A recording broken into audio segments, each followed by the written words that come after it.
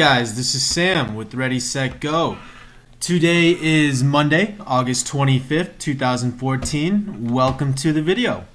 So today was a pretty interesting day with the markets. The S&P crossed 2,000, which is awesome. That is an all-time historical high. Didn't sustain it, fell back below, but still good to see the bull market continuing. As for dividend stocks today, there's one in particular that I wanted to talk about, and that is Burger King Worldwide. So Burger King this morning decided to announce that they are interested in purchasing Tim Hortons Inc. Tim Hortons Inc. is essentially the Dunkin' Donuts of Canada. They focus on donuts, espressos, coffee, the likes. And they are extremely popular up there. Actually, they do have locations in northeastern America. I personally have never been to one.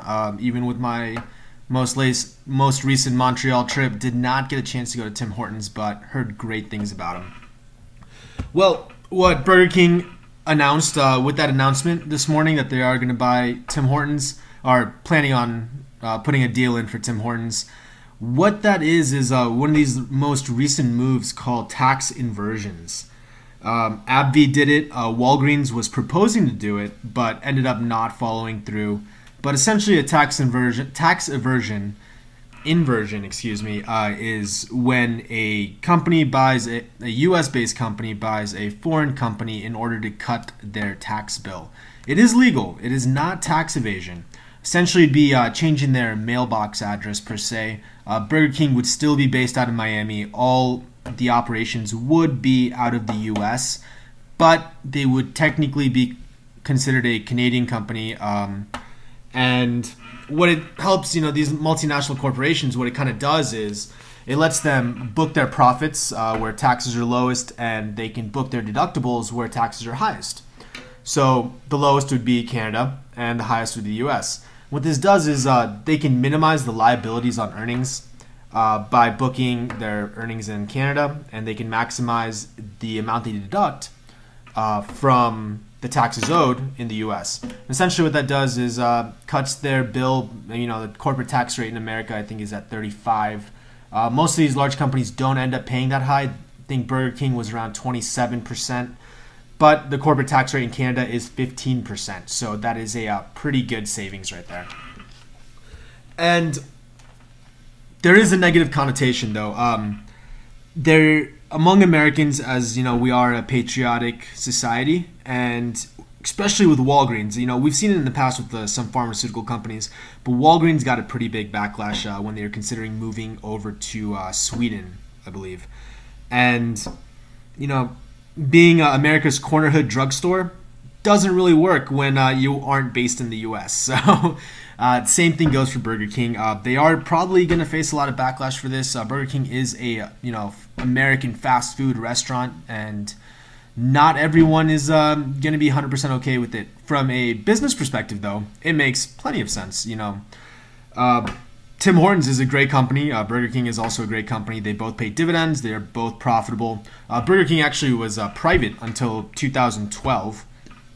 And their new CEO, Schwartz, he's 33 years old. He is, he's one of those up-and-coming entrepreneur CEOs that changed the entire mindset of Burger King. They now have this startup mentality, and it's truly changing the face of the company. So backlash from society or from their customers, small segment of their customers at the end of the day, may not be as important as, growing the business and having that tax rate cut down. If I were to invest in either of these companies right now, though, I would probably be going with Tim Hortons Inc. Tim Hortons is, they both offer dividends. Burger King is sitting around 1% yield, and Tim Hortons is at 1.57 with a PE of 26.97, and Burger King has PE of 42. Knowing the restaurant industry, that is okay. We do look for, typically the dividend growth investor looks for PEs around the 20-ish range. The lower the better. Anything below 20 is fairly solid.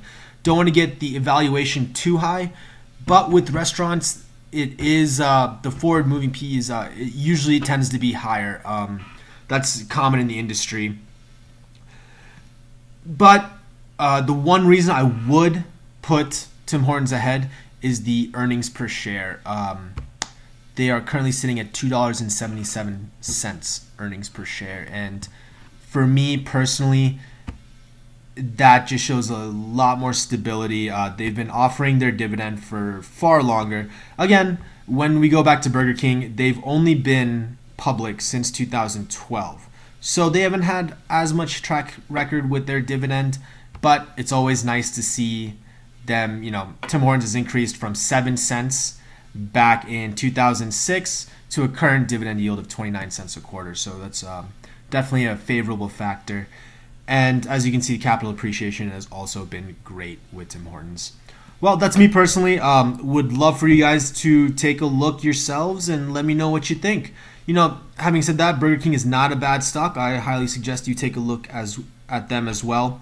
But if I were about to pull the trigger on either one of these two, it would probably be Tim Hortons. Great. Well, that's it for today, guys. As always, you can read more about dividend growth investing, affiliate marketing, and the road to financial freedom on my blog at Reddy, Reddy, setgo.com. That is ReddySetGo.com. Love to have you guys check it out. Great. Thank you for joining me today. Have a great day.